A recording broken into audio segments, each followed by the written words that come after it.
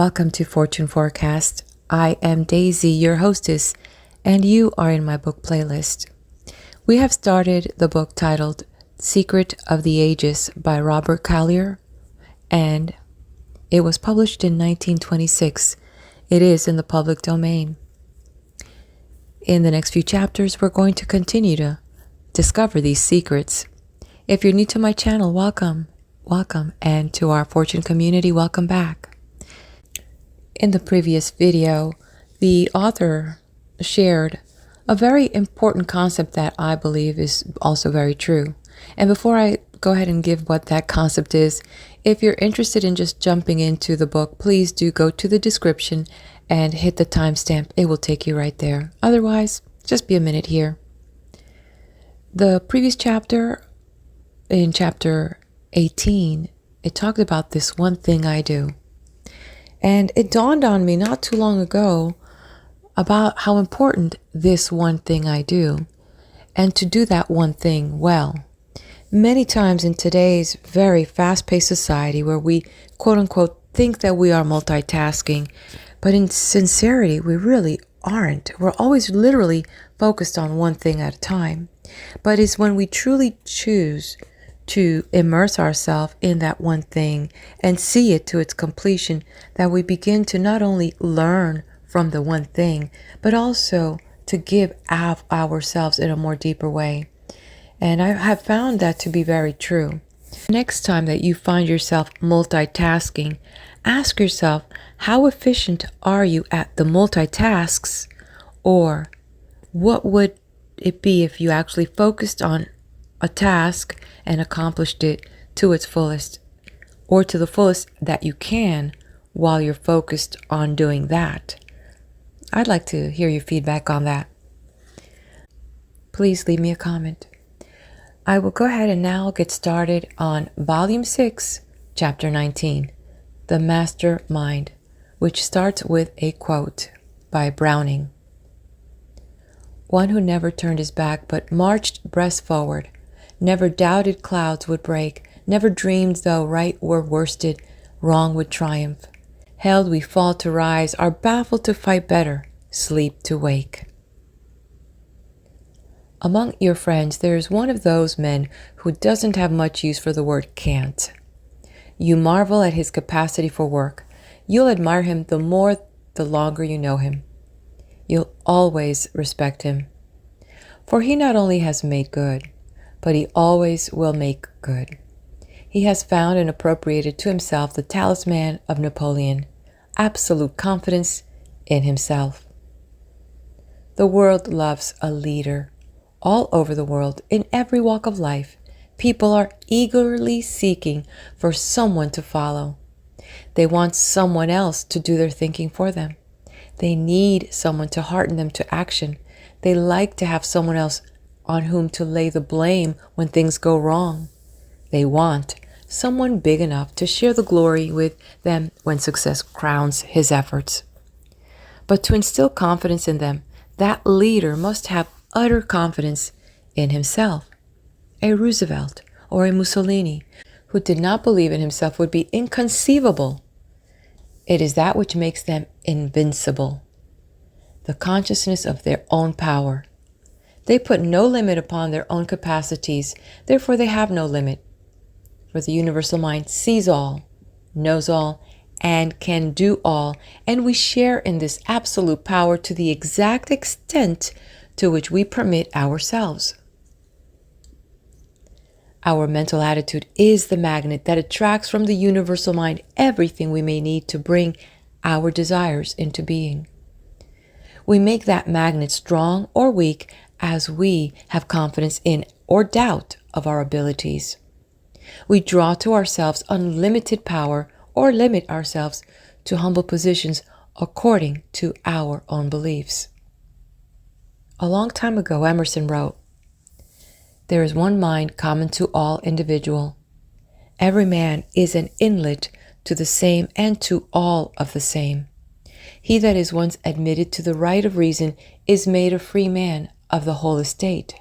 What Plato has thought, he may think. What a saint has felt, he may feel.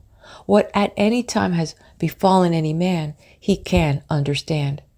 Who hath access to this universal mind is a party to all that is or can be done, for this is the only and sovereign agent. The great German physicist Nernst found that the longer an electric current was made to flow through a filament of oxide of magnesium, the greater became the conductivity of the filament. In the same way, the more you call upon and use your subconscious mind, the greater becomes its conductivity in passing along to you the infinite resources of universal mind. The wisdom of Solomon, the skill of a Michelangelo, the genius of an Edison, the daring of a Napoleon, all may be yours. It rests with you only to form the contact with universal mind in order to draw from it what you will. Think of this power as something that you can connect with any time. It has the answer to all of your problems. It offers you freedom from fear, from worry, from sickness, from accident. No man and no thing can interfere with your use of this power or diminish your spare of it. No one, that is, but yourself. Don Carlos Musser expresses it well in "You are." Because of the law of gravitation, the apple falls to the ground. Because of the law of growth, the acorn becomes a mighty oak. Because of the law of causation, a man is as he thinketh in his heart. Nothing can be without its adequate cause. Success does not come to you by accident. It comes as the logical result of the operation of law. Mind, working through your brain and your body, makes your world. That it is not a better world and a bigger one is due to your limited thoughts and beliefs. They dam back the flood of ideas that mind is constantly striving to manifest through you. God never made a failure or a nobody. He offers to the highest and the lowest alike all that is necessary to happiness and success. The difference is entirely in the extent to which each of us avails himself of that generosity. There is no reason why you should hesitate to aspire to any position, any honor, any goal, for the mind within you is fully able to meet any need. It is no more difficult for it to handle a great problem than a small one.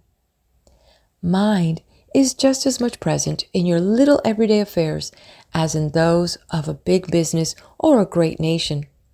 Don't set it down trifling rums in arithmetic when it might just as well be solving problems of moment to yourself and the world. Start something. Use your initiative. Give your mind something to work upon. The greatest of all success secret is initiative. It is the one quality which more than any other has put men in high places. Conceiving something, conceive it first in your own mind. Make the pattern there, and your subconscious mind will draw upon the plastic substance or energy all about you to make that model real. Drive yourself, force yourself. It is the dreamer, the man with imagination, who has made the world move. Without him, he would still be in the Stone Age. Galileo looked at the moon and dreamed of how he might reach it. The telescope was the fruition of that dream. Watt dreamed of what might be done with steam, and our great locomotives and engines of today are the result. Franklin dreamed of harnessing the lightning, and today we have man-made thunderbolts. Initiative plus imagination will take you anywhere. Imagination opens the eyes of the mind, and there is nothing good you can imagine there that is not possible of fulfillment in your daily life. Imagination is the connection link between the human and the divine, between the formed universe and formless energy. It is, of all things human, the most godlike. It is our part of divinity. Through it, we share in the creative power of universal mind. Through it, we can turn the most drab existence into a thing of life and beauty. It is the means by which we avail ourselves of all the good which universal mind is constantly offering to us in such profusion. It is the means by which we can reach any goal with any prize. What was it gave us the submarine, the aeroplane, wireless, electricity? Imagination. What was it that enabled man to build the Simplon Tunnel, the Panama Canal, the Hellgate Span? Imagination. What is it that makes us successful and happy, or poor and friendless? Imagination, or the lack of it. It was imagination that sent Spanish and English and French adventurers to this new world. It was imagination that urged the early settlers westward, ever westward. It was imagination that built out railroads, our towns, our great cities. Parents foolishly try to discourage imagination in their children when all it needs is proper guidance. For imagination forms the world from which their future will take its shape. Restrain the one and you constrict the other. Develop the one in the right way and there is no limit to the other. Uncontrolled, the imagination is like a rudderless ship, or even at times like the lightning. But properly controlled, it is like the ship that carries riches from port to port, or like the electric current, carrying unlimited power for industry and progress. Do you want happiness? Do you want success? Do you want position, power, riches? Image them. How did God first make man?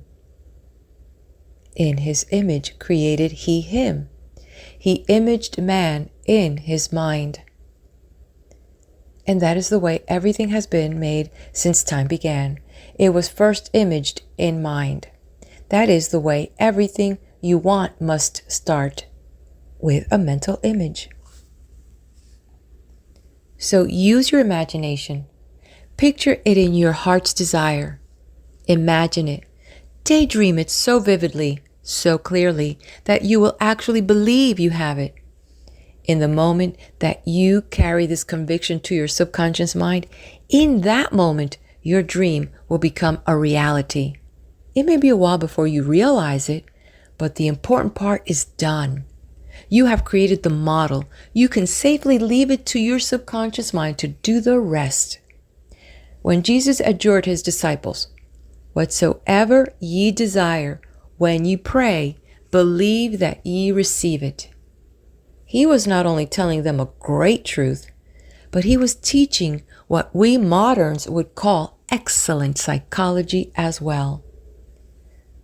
For this belief is what acts upon the subconscious mind. It is through this belief that formless energy is compressed into material form. Every man wants to get out of the rut, to grow, to develop into something better.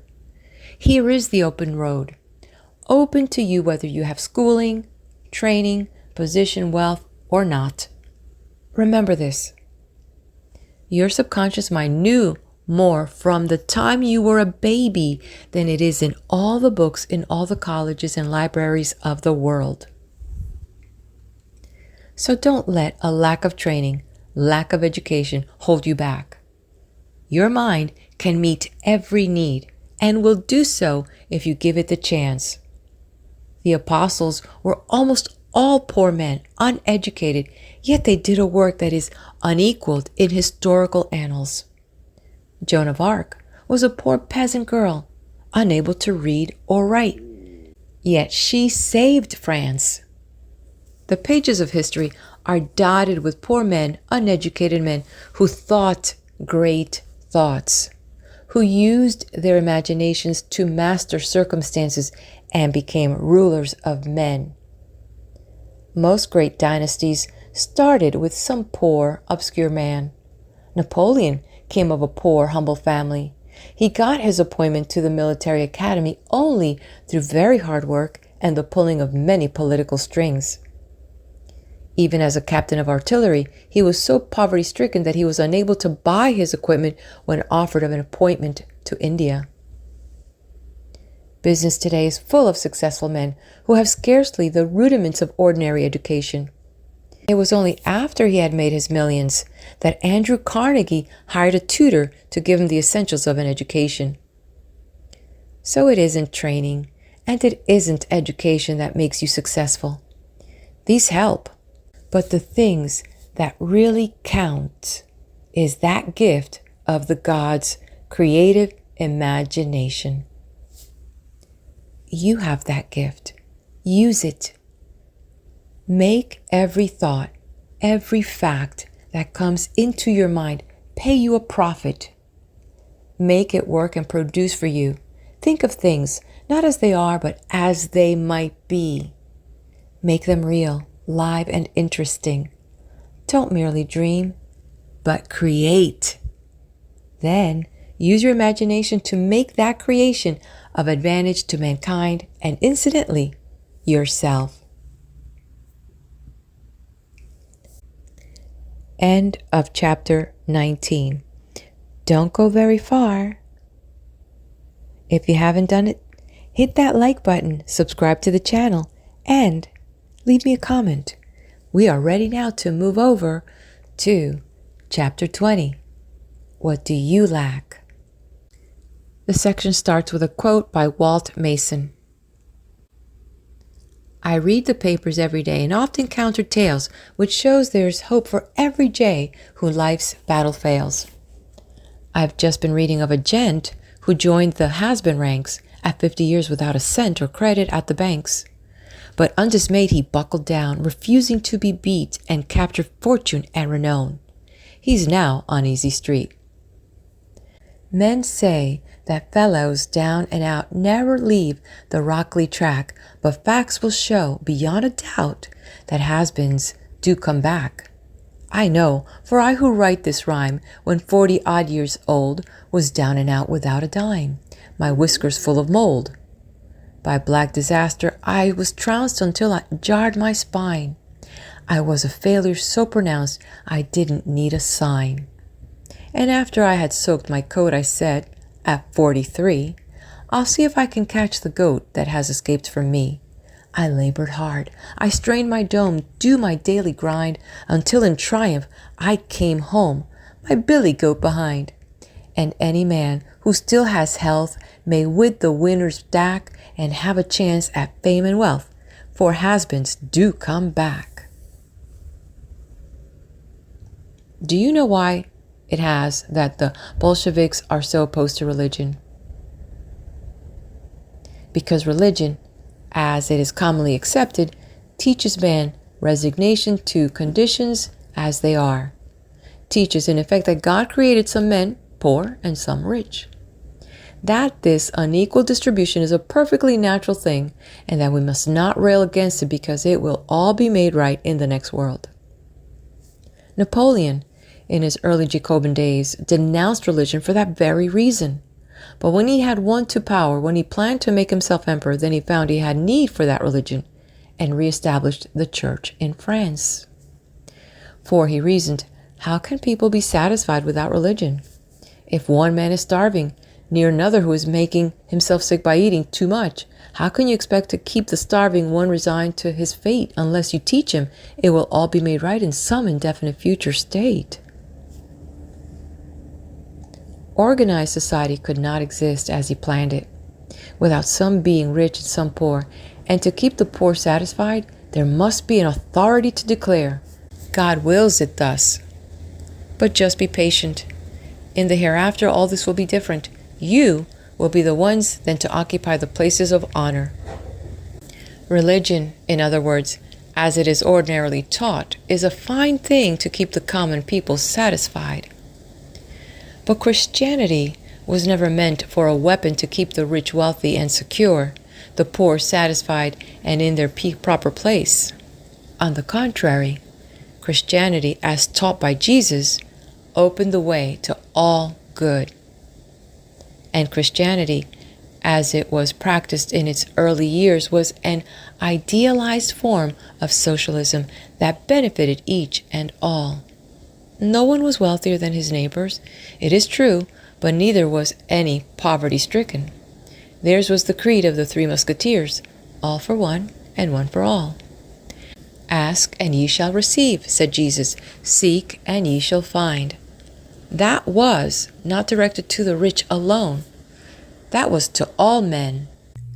Providence has never made a practice of picking out certain families or certain individuals and favoring them to the detriment of other people, much as some of our leading families would have us believe it. It is only the man that has arrogated to himself that privilege. We laugh now at the divine right of kings. It is just as ridiculous to think that a few have the right to all the good things of life, while the many have to toil and sweat to do them service. To quote Rumbold's last words from the scaffold, I never could believe that Providence had sent a few men into the world ready booted and spurred to ride, and millions ready saddled and bridled to be ridden. There is nothing right in poverty. Not only that, but there is nothing meritorious in poverty. The mere fact that you are poor and ground down by fear and worry is not going to get you any forwarder in the hereafter. On the contrary, your soul is likely to be too pinched by want, too starved and shriveled to be able to expand. The kingdom of heaven is within you. To me, that means that heaven is here and now. That if we want any happiness from it, we've got to get it as we go along. I have never been much of a believer in accepting these promissory notes for happiness. Every time one of them falls due, you find you just have to renew it for another 6 months or a year until one of these days you wake up and find that the bank has busted and all your notes are not worth the paper they are written on. The Cuman Sibyl is said to have offered Tarquin the proud 9 books for what he thought an exorbitant sum. So he refused. She burned 3 of the books and placed the same price on the 6 as in the original 9.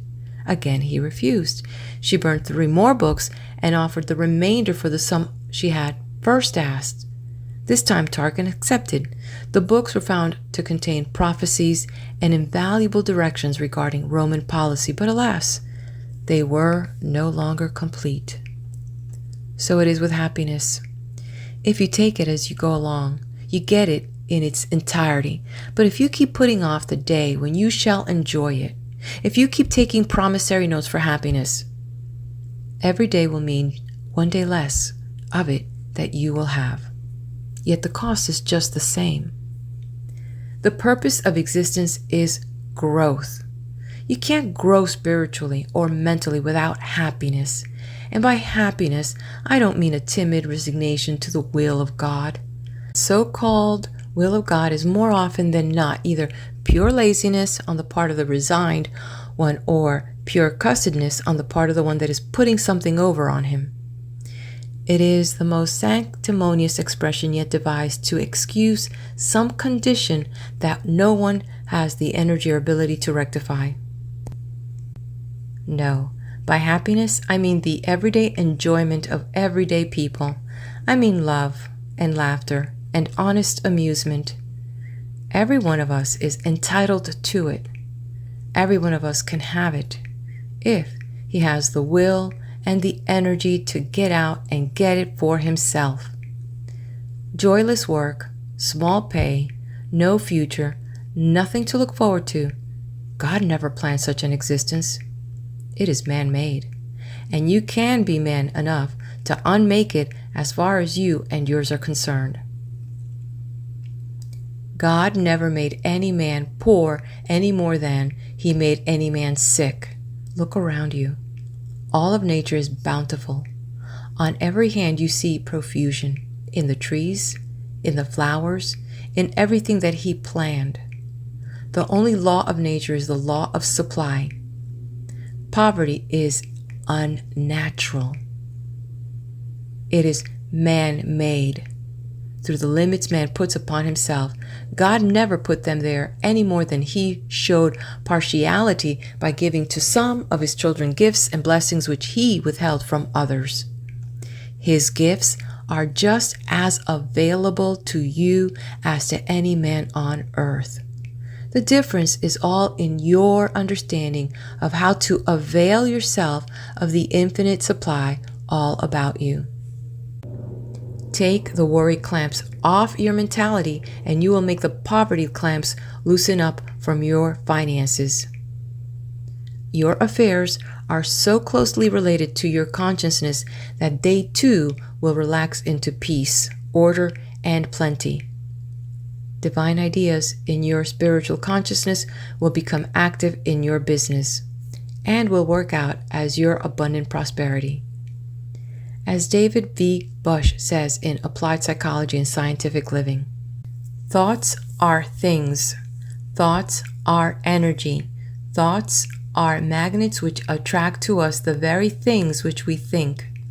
Therefore, if a man is in debt, he will, by continually thinking about debt, bring more debts to him. For thoughts are causes, and he fastens more debts onto himself and actually creates more obligations by thinking about debts. Concentrate and think upon things that you want, not on things which you ought not to have. Think of abundance, of opulence, of plenty, of position, harmony, and growth, and if you do not see them manifested today, they will be realized tomorrow. If you must pass through straits of life where you do not outwardly see abundance, know that you have it within, and that in time it will manifest itself. I say, if you concentrate on debt, debt is what you will have. If you think about poverty, poverty is what you will receive. It is just as easy when once the mind becomes trained to think prosperity and abundance and plenty as it is to think lack, limitation, and poverty. Prosperity is not limited to time or to place. It manifests when and where there is consciousness to establish it.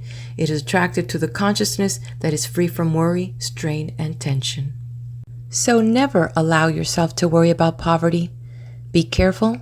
Take ordinary business precautions, of course, but don't center your thought on your troubles. The more you think of them, the more tightly you fasten them upon yourself. Think of the results you are after, not of the difficulties in the way. Mind will find the way. It is merely up to you to choose the goal. Then keep your thoughts steadfast until that goal is won. The greatest shortcut to prosperity is to live it. Prosperity attracts. Poverty repels.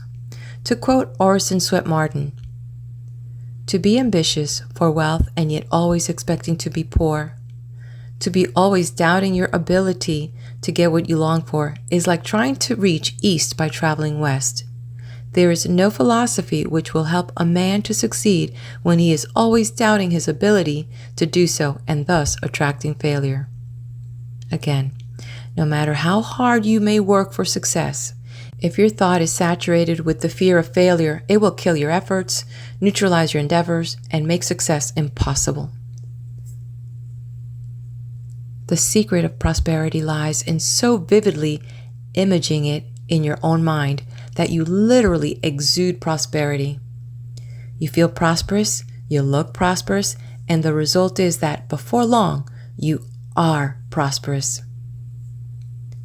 I remember seeing a play a number of years ago that was based on this thought. A young fellow, a chronic failure, was persuaded by a friend to carry a roll of $1,000 counterfeits in his pocket and to show them unostentatiously when the occasion offered. Of course, everyone thought he had come into some legacy.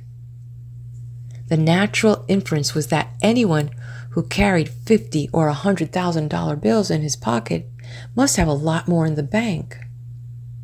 Opportunities flocked to him, opportunities to make good, opportunities to make money. He made good, and that without having to spend any of his spurious money of his. For most business today is done on credit. I know many wealthy men who seldom carry anything but a little change in their pockets for tips. Everything they do, everything they buy, is charged. And big deals are put through in the same way. If a man is believed to have plenty of money, if he has a reputation for honesty and fair dealing, he may put through a transaction running into 6 or 7 figures without paying 1 cent down. The thing that counts is not the amount of your balance at the bank, what others think of you, the image you have created in your own and in others' minds. What do you lack? What thing do you want most? Realize that before it or any other thing can be, it must first be imaged in mind. Realize, too, that when you close your eyes and actually see that thing, you have brought it into being. You have drawn upon the invisible substance all about you. You have created something. Hold it in your thought. Focus your mind upon it. Believe that you have it. And you can safely leave its material manifestation to the genie of your mind. God is but another name for the invisible, everywhere present source of things. Out of the air, the seed gathers the essences which are necessary to its bountiful growth. Out of the invisible ether, our minds gather the rich ideas that stimulate us to undertake and to carry out enterprises that bring prosperity to us. Let us see with the eye of the mind a bountiful harvest. Then our minds will be quickened with ideas of abundance, and plenty will appear, not only in our world, but everywhere. A quote by Isaiah. As the rain cometh down, and the snow from heaven, and returneth not thither, but watereth the earth, and maketh bring forth and bud, and giveth seed to the sower and bread to the eater. So shall my word be that goeth forth out of my mouth. It shall not return unto me void, but it shall accomplish that which I please, and it shall prosper in the thing whereto I sent it. End of chapter 20. Hit that like button, subscribe to the channel, leave me a comment, and may you receive a blessing that which you lack, you may get plenty more of. All right, my dear one, head over to the next video. I will be there with Volume 6, Chapter 21, The Sculptor and the Clay.